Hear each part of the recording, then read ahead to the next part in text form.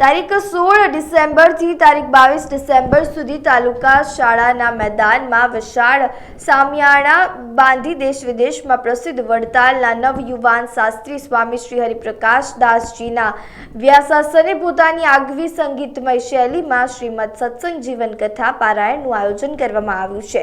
સત્સંગ જીવન કથા, પંચકુંડી યજ્ઞ, બ્રહ્મચૌર્યાસી અભિષેક સહિતના કાર્યક્રમો પણ યોજાશે।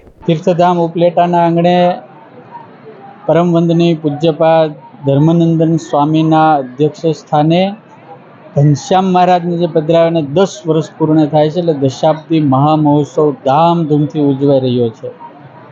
હજારો લોકો એની અંદર કથાનો લાભ લઈ રહ્યા છે અને બપોરે અને સાંજે મહાપ્રસાદ પણ હજારોની સંખ્યામાં ભક્તો લે છે। એટલે મારી આપ સૌને વિનંતી છે, ઉપલેટાવાસીઓને, વહેતી ગંગા આપણે ગામને આંગણે પધારી છે તો આ ભગવાનની કથારૂપી ગંગાની અંદર સ્નાન કરવા અવશ્ય આવજો। કારણ કે ભગવાનની કથા સાંભળીશું તો આપણામાં સંસ્કાર, આપણું જીવન બદલાશે, આપણા વ્યસનો છૂટશે, આપણી માથાકૂટો કેટલી બધી છૂટશે, આપણા કેટલા હજારો પ્રશ્નોનું સોલ્યુશન આ પરમાત્માની કથામાંથી મળશે। એટલે તમામ ભક્તોને મારી વિનંતી છે કે આ કથાની અંદર આવી આપણે આપણા આત્માનું પણ કલ્યાણ કરવાનું અને આપણા જીવનનું પણ સારું કરવાનું। ઉપલેટાને આંગણે 10મો કથા મહોત્સવનું આયોજન ધર્માનંદ સ્વામી દ્વારા મુખ્ય મંદિર સ્વામિનારાયણ ઉપલેટા દ્વારા આયોજન થયેલ છે।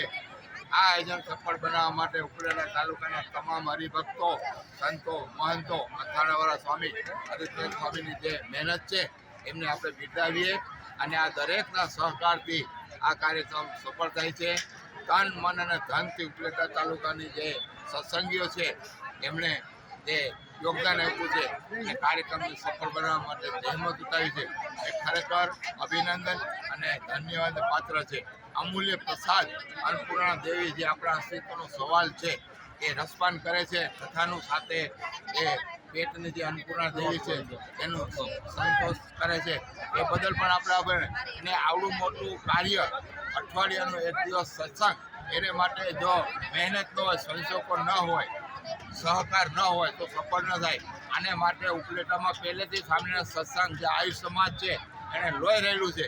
એમાં ખાસ કરીને સુવા પ્લોટ કે જેમના 3 પેઢીના સત્સંગ આવેલ છે, એ ઉપરાંત વિક્રમ ચોક છે, ચકલી ચોરા ગ્રુપ છે, દ્વારકાધી સોસાયટી છે, નાગનાથ ચોક છે, આ બધા મિત્રો અને અમે ખાસ કરીને જીરાપાની બહેનો, એમાં આપણે સરખામણી કરીએ તો બહેનોની જે વ્યવસ્થા એ ધન્યવાદ આપીએ કે જીરા પ્લોટ છે, વિક્રમ ચોક છે, ચકલી ચોરા, એ બહેનોએ સખત મહેનત કરી અને કાર્યક્રમને સફળ બનાવવા માટે આવડી મોટી વ્યવસ્થા ઉઠાવી છે એ બદલ આભાર માનીશ।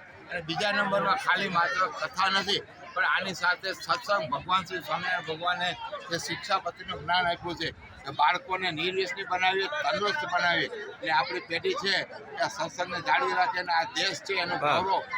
જય સ્વામિનારાયણ। ઉપલેટાને આંગણે ઉપલેટા મુખ્ય મંદિર સ્વામિનારાયણ મંદિર ધર્મનંદન સ્વામી અમારા કોઠારી સ્વામી તરફથી દશાબ્દી મહોત્સવ ઉજવાઈ રહ્યો છે।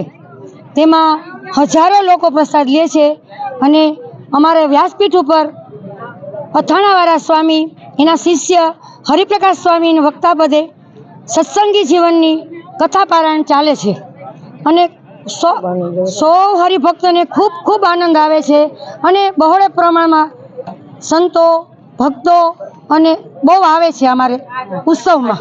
અને પ્રસાદ એ બંને ટાઈમ પ્રસાદ સમસ્ત, હા, ઉપલેટા ધુવાડા બંધ છે, આજુબાજુનો વિસ્તાર બધો બે ટાઈમે ખૂબ લાભ લે છે।